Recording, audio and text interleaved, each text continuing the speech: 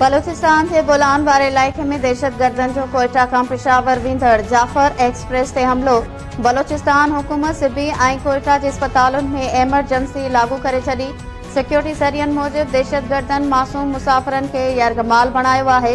Security forces जा जवान सोढ़नि रस्तनि बावजूद इलाइक़े में पहुची विया आहिनि ऐं दहशतगर्दनि ख़िलाफ़ ऑपरेशन जारी आहे।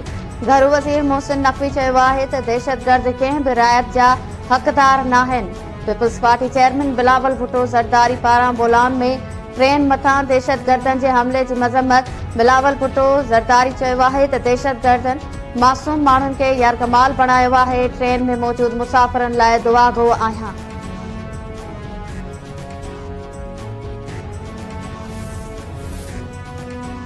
वज़ीर आज़म शहबाज शरीफ चयो आहे त मुल्क में हिकु भेरो ॿीहर दहशतगर्दी तेज़ीअ सां कर खंयो आहे। हर रोज़ सिक्योरिटी फोर्सिस जा ऑफिसर ऐं जवान क़ौम लाइ क़ुर्बानियूं ॾेई रहिया आहिनि। KPM बलूचिस्तान में दहशतगर्दनि ख़िलाफ़ जंग जारी आहे। जेसीं ताईं मुल्क में मुकमल अमन क़ाइम न थींदो तेसीं ताईं तरक़ीअ जो ख्वाब अणपूरो आहे। वफ़ाक़ी काबीना जे इजलास खे ख़िताब दौरान वज़ीर आज़म 190 मिलियन पाउंड जी रक़म हुकूमत खे मुंतक़िल करण ते चीफ जस्टिस जा थोरा मञींदे चयो त 190 मिलियन पाउंड जी रक़म सां इस्लामाबाद में दानिश यूनिवर्सिटी ठाहींदासीं।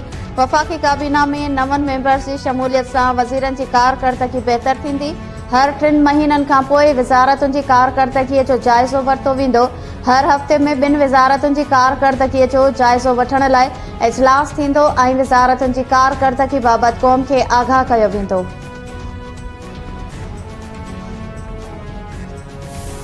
पाकिस्तान पीपल्स पार्टी वो वाहिद जमात है जो लोअर रिपेरियन के जो पानी की तकसीम पे जो वफाक को साथ लेके चलने पे आवाज उठाती है। ये एक सीरियस इशू है। ये जिंदगी मौत का मसला है लोअर रिपेरियन के लिए।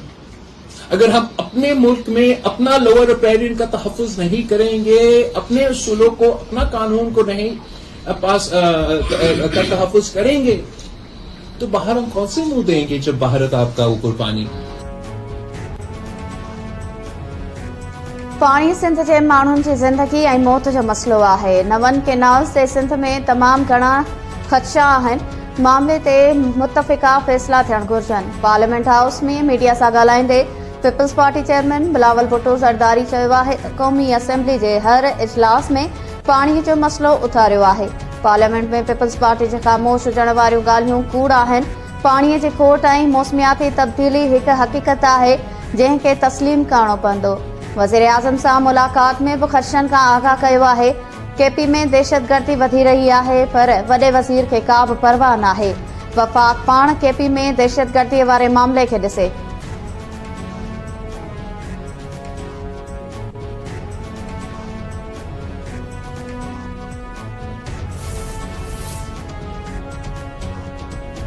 सिंध में पाणी बहिरान संगीन। सखर बैराज ते पाणी खोट 52% थी वई। पंजाब 50% वधीक पाणी खणण लॻो। 91 वारे पाणी ठहा मूजिबि हिन सीज़न में पंजाब खे तोनसा बैराज वटां 3700 क्यूसेक पाणी खणणो आहे पर पंजाब 7600 क्यूसेक पाणी खणी रहियो आहे। सखर बैराज खे 30,000 क्यूसेक पाणी ॾियणो आहे पर 12,940 क्यूसेक पाणी ॾिनो पियो वञे। सखर बैराज के पंहिंजे हिसे खां 17,000 क्यूसेक घटि ऐं पंजाब के हिसे खां 3,900 क्यूसेक वधीक पाणी ॾिनो पियो वञे। दादू कैनाल वटि 90%, रोहड़ी कैनाल वटि 56, खैरपुर ईस्ट कैनाल वटि 55, खैरपुर वेस्ट कैनाल वटि 46 ऐं नारा कैनाल वटि 48% पाणी खोट रिकॉर्ड। दादू कैनाल के 4,200 क्यूसेक बदिरां 500 क्यूसेक पाणी फराहम कयो पियो वञे। नारा कैनाल के 8,300 क्यूसेक बदिरां 4,800 क्यूसेक पाणी फराहम कयो पियो वञे।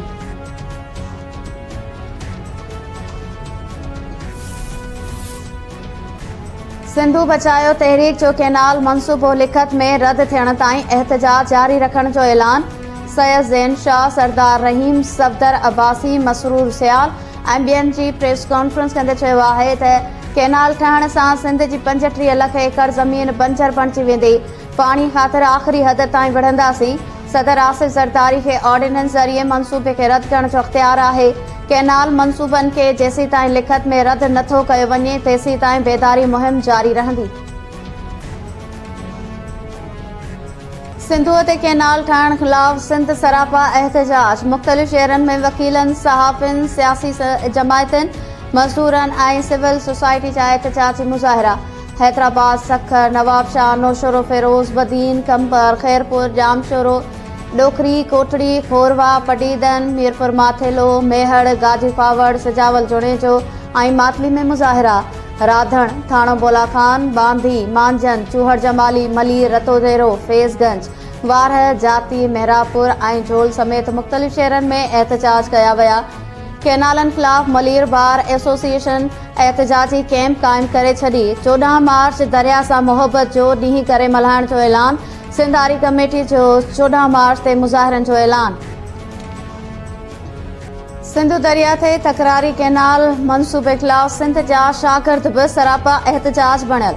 गस्टा ऐं पेटे अलिफ जे सॾ ते मुख़्तलिफ़ शहरनि में उस्तादनि ऐं शागिर्दनि जो एहतजाज। दौलतपुर, चूहड़ जमाली, मीरपुर पठोरो, वाही पांदी, जोही, पंगरियो, नवाब वली मोहम्मद, ठारूशाह, दोदापुर, बाढर, टंडो आदम ऐं ॿियनि शहरनि में उस्तादनि ऐं शागिर्दनि पारां कैनाल मनसूबे ख़िलाफ़ एहतजाज कयो वियो। मुज़ाहिरनि पारां सिंधु दरिया ते तकरारी कैनाल रिथा रद्द करण जो मुतालबो कयो वियो।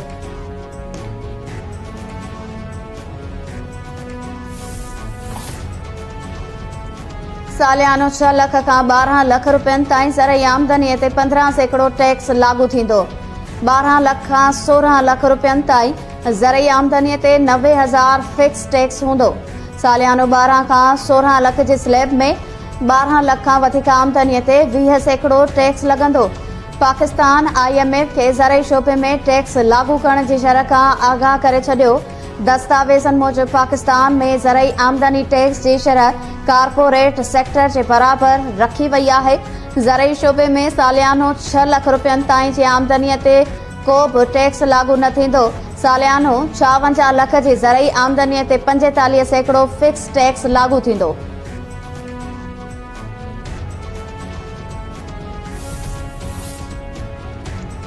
जॾहिं सुप्रीम कोर्ट वेही वञे त मुकमल इंसाफ़ जो अख़्तियार बि इस्तेमाल करे सघे थी। सुप्रीम कोर्ट जी आइनी बेंच जे जज जस्टिस जमाल मंदोखेल जा फ़ौजी अदालतुनि में सिविलेंस जा केस हलाइण ख़िलाफ़ दाख़िल अपीलुनि ते ॿुधणी दौरान रिमार्क्स। दिफ़ा वारे वकील ख्वाजा हारिस दलील ॾींदे चयो त FB अली केस जो ॿियो रुख़ बि आहे जंहिं जो वकीलनि दलीलुनि में ज़िक्र ई नाहे कयो। जस्टिस जमाल मंदोखेल चयो त सुप्रीम कोर्ट जो कंहिं धुर जे दलीलुनि ते भाड़ण लाज़मी नाहे हूंदो। पाकिस्तान IMF खे बिजलीअ जी क़ीमत में घटिताई करण बाबति राज़ी करे वरितो। पाकिस्तान ऐं IMF जे विच में $1 अरब जी क़िस्त लाइ ॻाल्हियूं जारी आहिनि। ज़रियनि मूजिबि पाकिस्तानी अमलदारनि बिजली जो रेट ₹2 फ़ी यूनिट घटाइण ते IMF खे राज़ी करे छॾियो आहे। बिजली जो बुनियादी टैरिफ $1.5 खां $2 ताईं सस्तो करण ते IMF सां डिघी बहक थी। IMF खे ईंदड़ बजट में पघारदार तबिके समेत ॿियनि शोबनि ते टैक्स घटाइण जी तजवीज़ पिणु ॾिनी वई।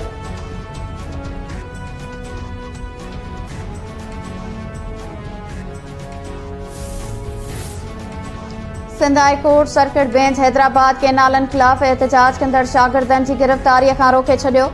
सिंध यूनिवर्सिटी जे 100 शागिर्दनि ख़िलाफ़ कैनालनि ख़िलाफ़ एहतजाज करण ते पुलिस दहशतगर्दी एक्ट तहत केस दाख़िल कयो हो। अदालत शागिर्दनि खे गिरफ़्तार करण खां रोकण जो हुकुम ॾींदे पुलिस मथां सख़्त कावड़ जो इज़हार कयो। जांच ऑफिसर 2 हफ़्तनि में रिपोर्ट समेत तलब। कराची जे सरसानी टाउन में पार्क जी खोटाई दौरान ज़मीन अंदर पूरियल हथियार ऐं गोलियुनि जा बोरा हथ। पुलिस जो चवणु आहे त वॉकिंग ट्रैक ठाहिण लाइ खोटाई दौरान 5 SMGs, 1 ML जी राइफल, मैगज़ीन ऐं गोलियुनि जा बाचका मिलिया आहिनि। लॻे थो कराची में ऑपरेशन दौरान हथियार लिकाया विया। हथियार नाकारा थी चुका आहिनि।